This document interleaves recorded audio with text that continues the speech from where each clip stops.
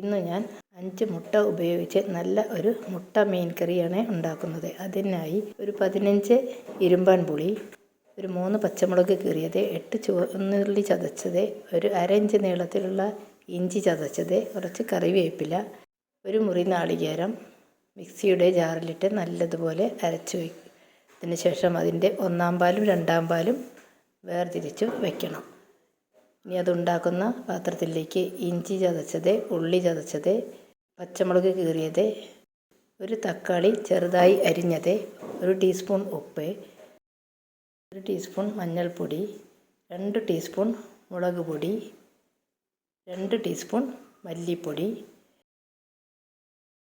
കറിവേപ്പില എന്നിവയിട്ട് നല്ലതുപോലെ ഒന്ന് തിരുമ്പി ചേർത്തതിന് ശേഷം അതിലേക്ക് നമ്മൾ പിഴിഞ്ഞു വെച്ചിരിക്കുന്ന 2-ാം പാൽ ഒഴിച്ച് അതിലേക്ക് നമ്മൾ മുറിച്ച് വെച്ചിരിക്കുന്ന ഇരുമ്പാൻ പുളിയും ഇടണം. അത് കലക്കി ഗ്യാസിൽ വയ്ക്കുക.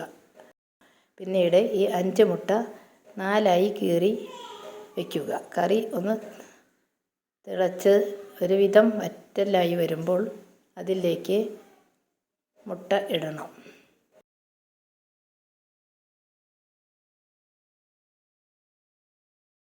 മുട്ട ഇട്ടതിന് ശേഷം ഒന്ന് തിള വരുമ്പോൾ നമ്മൾ 1-ാം പാൽ ഒഴിച്ച്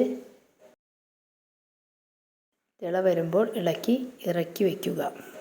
നല്ല സ്വാദിഷ്ടമായ ഒരു മുട്ട മീൻ കറിയാണിത്. മീൻ കിട്ടാത്ത സമയത്ത് ഈ കറി ഉണ്ടായാൽ മീൻ കറി കൂട്ടുന്നത് പോലെ തന്നെ നമുക്ക് ചോറുണ്ണാം. ഈ കറി എല്ലാവരും ഒന്ന് ഉണ്ടാക്കി നോക്കുക.